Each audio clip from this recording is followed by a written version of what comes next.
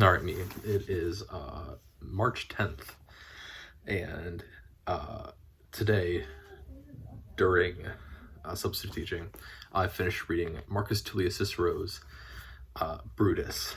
Now, this book that I have is actually a combination of both Brutus and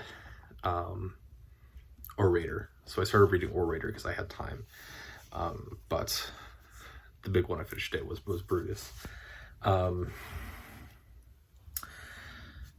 Very, very strange piece of literature, right?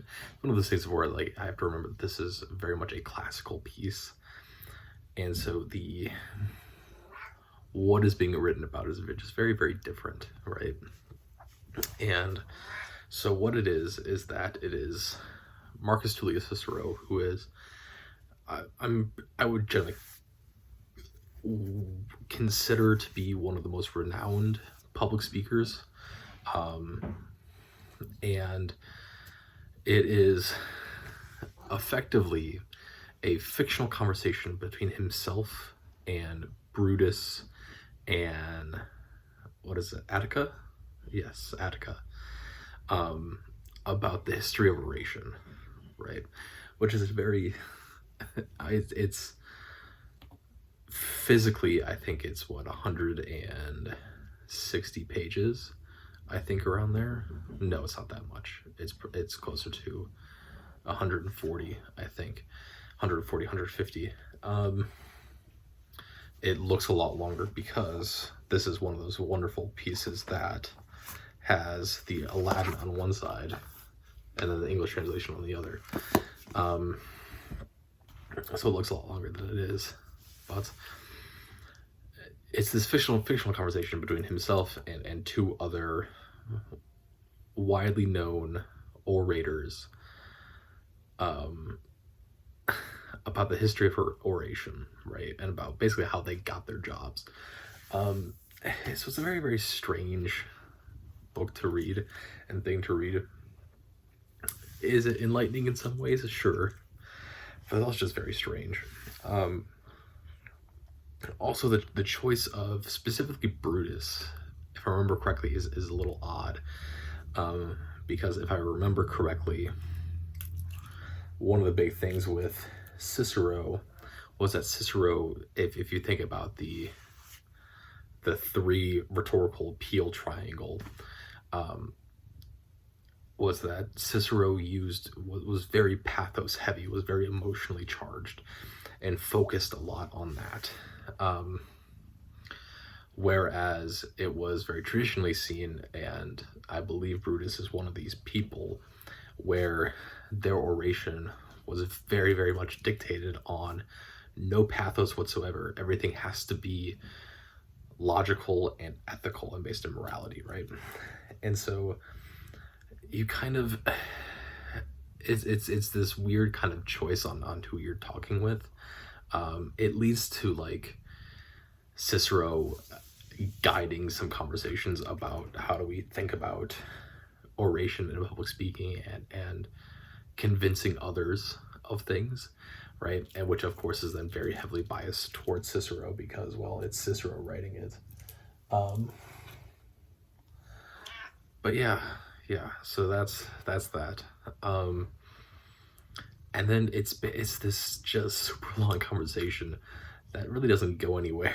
It's just about the history of public speaking, and kind of the development of why is it important, and then going into the history of some warfare and some countries that have, and some areas and city-states that have had well-known public speakers, and then going into effectively the creation of the logic triangle or the emotional appeal triangle, and then the history of what people focus on and things.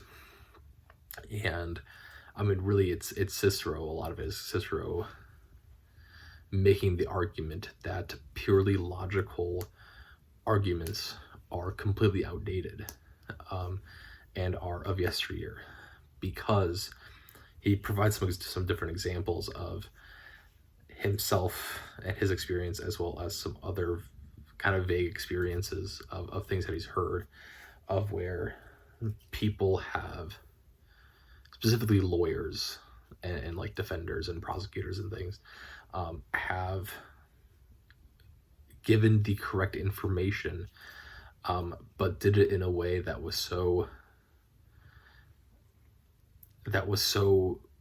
mishandled and not appreciated by the audience, that they then went with someone who was just making a purely emotional appeal, because it made more sense to the audience, right?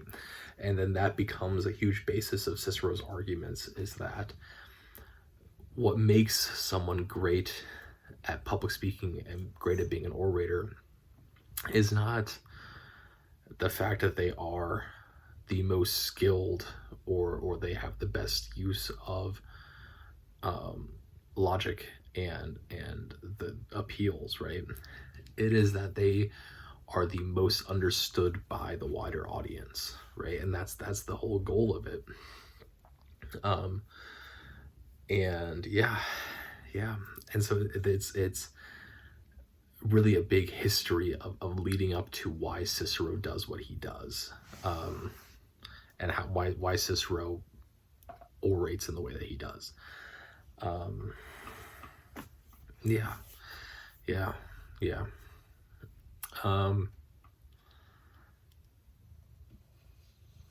It is also, I believe, if I remember correctly, one of 5 books that kind of make up, I think he referred to it as the De Orate or De Oratere, which like is like on the effects of oration. And I believe this is the first book. There are 3 books in the middle that are like even less interesting to read, and then Orator at the very end, which I'm now, halfway through or something. But yeah, I think that is it for Brutus by Marcus Tullius. Not really, it's Marcus Tullius Cicero.